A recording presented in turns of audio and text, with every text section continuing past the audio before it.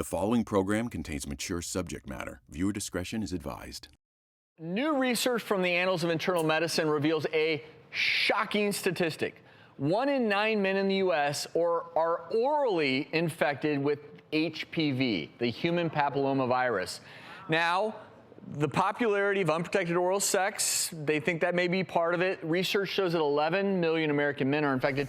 Most probably don't even know it, and they found the infection rate is much higher for men who've had a significant number of heterosexual oral sex partners. Yeah, so the oral cancers is not just in your mouth. If you ever have a sore that doesn't heal for 2 or 3 weeks, or you notice something that's red or white or black in your mouth, then obviously that's alarming. But when we say oral, as doctors, we mean this whole passageway. You are an ENT as well as and plastic. what's unique to the head and neck, that you may have a lesion in part of that head and neck system, but the pain is referred to another part of the head and neck. So these type of cancers affecting the oral cavity. So like if you can't swallow? Difficulty swallowing, change in your voice, actually ear pain, that a lesion in the throat, problems with your ears, you can't equalize your ears because you have a lesion somewhere near the eustachian tube. So, you know, any of these type of changes, a mass obviously in the neck or mouth, something that doesn't heal for a prolonged period of time like you mentioned. As a little science lesson, viruses, the way they live and survive is they actually enter into your human cells, and that's the machinery they use to replicate. Well, in this case, HPV can get into your human cell, cause it to become cancerous, not just in the oral cavity, in your throat. For women, there's cervix.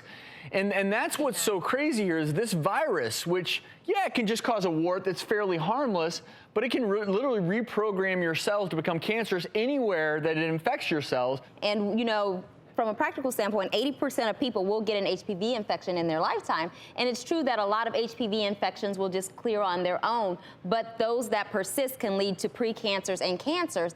And I think we can all agree that prevention is better than treatment. We have research that shows that the HPV vaccine does work. In fact, infection with HPV types that cause most HPV cancers and genital warts have decreased 71% in teen girls. I wish this vaccine had been available when I was growing up. Because this is the generation, but it's not ours. going to be as effective as you're older, correct? Correct. And the recommendation is to get it when kids are about 11 or 12 years of age. Ideally, you want to get it before kids are sexually active because it's going to be more beneficial when they haven't been exposed. The take-home message from what we're saying, though, is to just increase the awareness. Everybody knows about sexually transmitted diseases, but we think of it happening down there. But the oral contact is your conduit for not only HPV, but HIV and gonorrhea and syphilis and all of the STDs that come through mouth. I mean, get vaccinated. I mean, know your sexual partners. I mean, monogamy is best. But I think this is a wake-up call, especially to youngsters out there.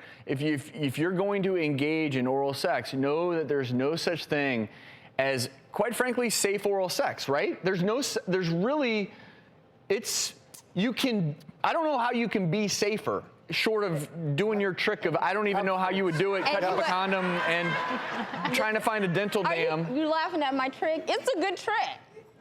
Look, you're gonna have to show me backstage how to even do it. And I'm trying to, and like Drew said, No! you got like scissors, it's like, it's.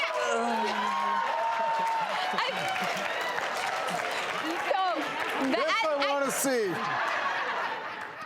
But I want to mention something. Typically, the only time we'll look for HPV is if you're 30 years of age or older and you're getting a pap smear, and then we'll determine if you have a high-risk type of HPV. Occasionally, your doctor might look to see if it's a specific number like 16 or 18, because those have a really, really strong association with cervical cancer. So you're absolutely right. We typically don't look, but in that instance, people might say, well, my doctor checked for HPV. That's the only reason why. That's a good point. And it sticks around for so long. It's not one of those things where you would say, oh, I have HPV this year. I didn't have it last year. Let me go divorce my husband. Like, no, it doesn't really work like that. It sticks around for a while, and people don't have symptoms. Forever. It's hard to determine when you got it. So if you get divorced, you'll probably go and meet somebody else who has a different strain of HPV. 80% of people carry an HPV virus.